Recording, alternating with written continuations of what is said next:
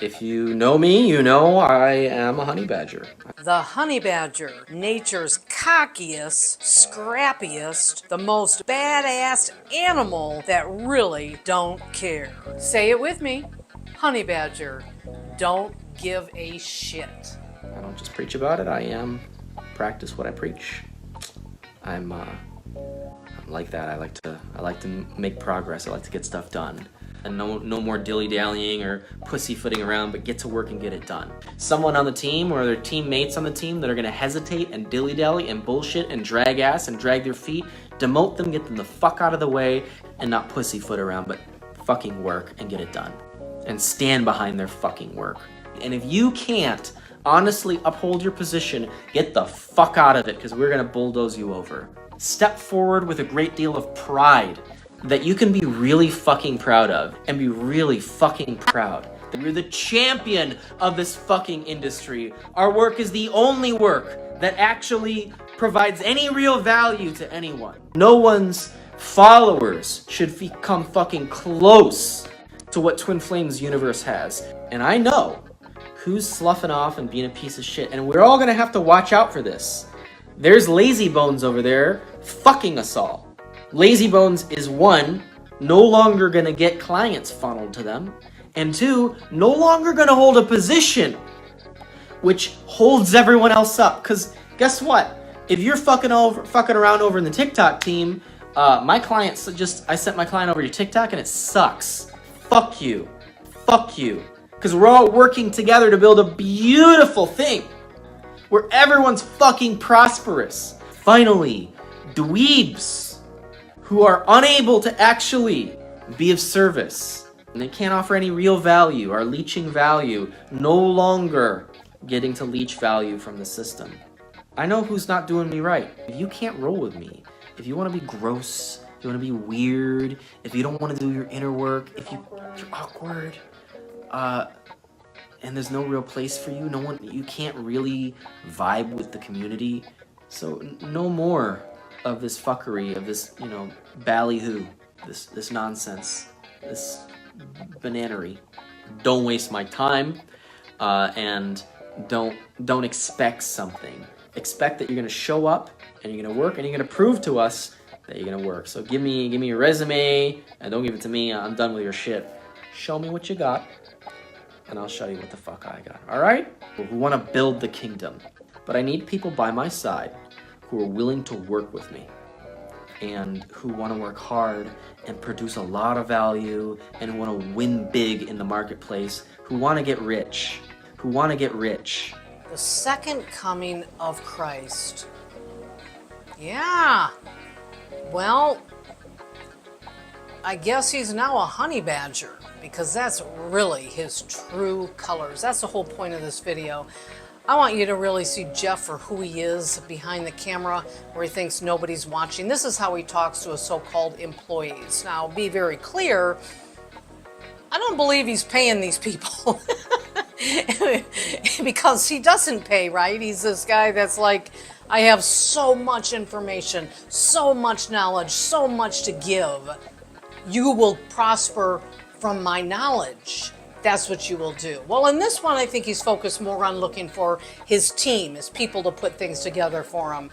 But how did they get to this point? Well, first of all, they pay money on all of his classes, and then he finds these people, and now they're in. Now they're in with this group. They've been labeled cult, which I'm guessing that he can probably earn that title as well. So we've got all these people that are just worshiping this guy. For a minute, I would be so done with him going for a job interview. And of course, we don't go face-to-face on job interviews anymore, right? This internet shit. The way he talks to these people is just despicable. I mean, really, is this how you're talking to people? Demean them? If you're going to be, what do you call them, a dweeb? If you're going to be weird? If you're going to be... What the fuck, Jeff? Really? This is how you talk to people? And I don't know about you, but when I'm applying for a job, I've never had to pay to apply for a job. I apply for the job. I either get the job or I don't. He makes it sound like this is the biggest thing on the planet, the greatest thing ever. What an opportunity. Jump on board. Well, you know what? If you could take the whiplashes from this piece of shit, then hey, I guess. But I guarantee the people working for him haven't made any money whatsoever. He's making all the money.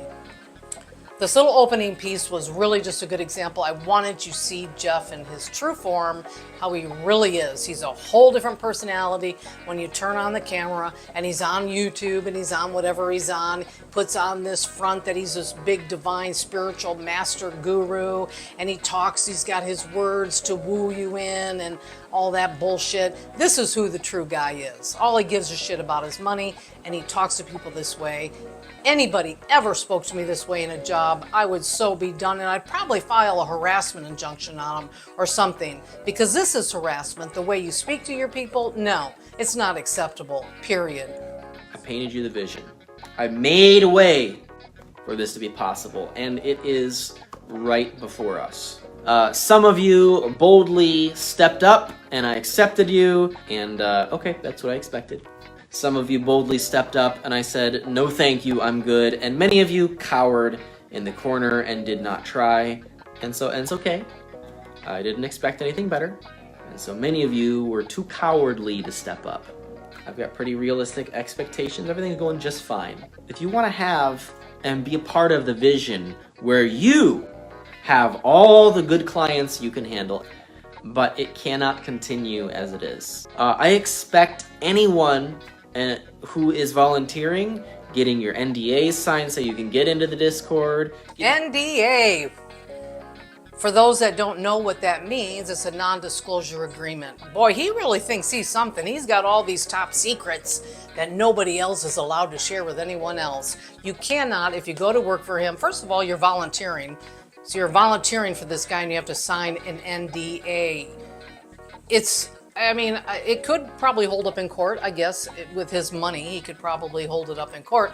Do not, red flag, number one, red flag, never, ever sign an NDA. They ask you for that, you better run far and fast. But him doing this video is after the documentaries came out, and this is his desperate attempt to save Grace here, because that documentary hurt him financially big time. It did hurt him. Both of them, both Prime and Netflix. And it did hurt him. So him now, he's telling these people now, he's pissed. He's doing everything he can. I need you to step up, be a part of my vision, which, I'm so glad that he's taken all this credit for a vision that's been around forever. But he's going to hold claim to that. And he's got this great idea that he's going to market all this stuff and he's going to pull you in, but you're going to sign that NDA. Do not sign it. I need you to take on a job at Twin Flames Universe. What we're asking for is big, and frankly, our marketplace is rather small. Marketplace being who's willing to spend money on this, who's willing to research and dick around about it. That's a lot of people. That's not our market. Market is sincere people. But here's the secret. We're gonna have a funnel of new clients coming in, and these clients are gonna pay us more, and they're gonna treat you better, and they're gonna be handled by Twin Flames Universe. It's gonna be easy. You are going to have to meet a standard, and here's the standard. Our website has to look really fucking good. It's gotta be perfect. Gotta be done quick. If you wanna dilly-dally, you're gonna burn.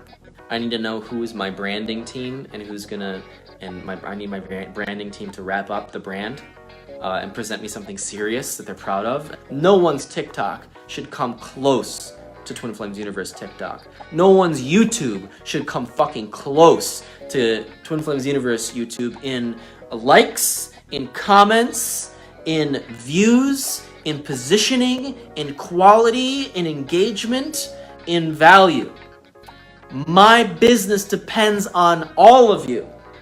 And I want to make sure that all of you doing your fucking jobs, everyone's going to be looking at everyone else. Hey, are you upholding the standard? Sure am. Sure am. So are you. So are you. Yeah, it's going to have awesome camaraderie. No more hesitation and bullshitting. I'm good. But I'm no longer investing energy into the old way. So I'm investing into the new way. And I'm here at a juncture posing a question. Are you going to join me in this vision, or are you going to abandon me here? You have to meet me here. I need you to be motivated to work. I need you to be willing to show up and not overwork yourself, but to show up and give. And to recognize that only by your efforts here, your efforts here, I need you to show up and join me here, and that means to partner with me and in doing your part. And I'm not going to do my part and write the copy that we need or mobilize the resources until I know I've got really good people and really good teams who are willing to work. I'm going to make sure that the client is wooed. Oh, see, there you go, right there, and then that's his job. He acts like, he puts us all on these people, right? And they're not, he's the millionaire. He's making all the money. And he's really pressuring them into giving their all for what? What are they getting out of it? His spiritual guidance? Yeah, please. Are they so mind manipulated at this point that they actually believe in his so-called vision? But the way he handles it, and now it's almost like a beg thing. He's begging. He's desperately begging. He's lost money. He needs everybody to step up and make the best website, the best YouTube. But what ego to think that he is actually in his genre, first of all, which is really kind of old school. The new age genre has come and gone. I mean, there's people that still enjoy spirituality, enjoy the unknown, and like to question things. But this kind of coaching on this level is so yesterday. It really is. So he does have a small market, very small, and he's just trying to suck money out of this market. And that's what he's doing, pushing these people to get out there and brand it in a way that he's going to suck in vulnerable people and think that they're really legit and really, good at what they do. And in this, to make the best of that, he's never, ever going to be the best YouTube ever, okay? And there's some really good YouTube out there. I mean, we think about Big Daws and throw them out, but they were talking millions of subscribers. Mr. Beast, these guys are big time, and he will never, ever overcome them, ever. That's so ego right there. And what are the standards he's then putting on these people? Is a standard like that when these people know that they know, they have to know within themselves that there's no way he's ever going to reach that level of, professionalism, like shares and all that. No way. But how he pushes them and then kind of makes them feel like they're a partner, part of the team. They're really a partner? I really highly doubt it. It's going to be Jeff that pretty much dictates and controls and runs everything. He just needs his bank to keep growing. And unfortunately, it's not. Damage has been done to him, but he's still going to have people that are going to get sucked into this joke and spend money. And that really is what I want you to see in this is him getting these people to create good websites, good content, good copy, so you actually buy into it and believe it and really way overspend for these so-called coaches that are, even if they were certified, which they're not, they don't have to be. So really, you need to look at that. And I think the whole point of what I'm trying to make is in this video is showing how he's begging for people to come to the table, begging for people to make him the best, his vision the best. Forget about your dreams in life because it's not about you, it's about him and his vision and his business, his marketing ploy to get people to spend money. He makes the millions, he's driving the Porsche and you're driving the Pinto. Keep that in mind. I'm setting the pace here, and I'm telling you, you ain't meeting the pace yet. It's time to step up. And I didn't expect any different yet. And this should be a mad scramble for jobs. Present yourself. Some of y'all know how to present yourself for a job. Here are my qualifications. This is what I plan on doing for you, and this is what I'm capable of. And you show up with confidence and a reputation to back it. And some of you don't have the best reputation, and you show up with false confidence, and I see through your bullshit, and I see you off. And we're gonna build this together. See through your bullshit, and that's what I want you to do with Jeff. I want you to see through his bullshit, because he is exactly the mirror exercise. Jeff, go do it, because that's exactly what you are. You're feeding a line of bullshit. And in between all this, I don't even think there's ever been any compliments going on. It's just criticism. and knocking them down. And I don't know why anybody would want to even jump on board with that, because it's like they're never going to be good enough for him, ever. They're never going to be good enough. There was something, his expectations, okay? So his expectations are what you're never going to meet, never with this guy. And in it, did he like all of a sudden turn into a cowboy? No, Southern boy, y'all. He's like all of a sudden y'all, and then you. Usually the Southern people, they have their dialect, which is sincere. I don't know, he maybe the switch up there just kind of cracked me up, y'all. But all his little words that he uses annoy the shit out of me, like juicy and the leeching.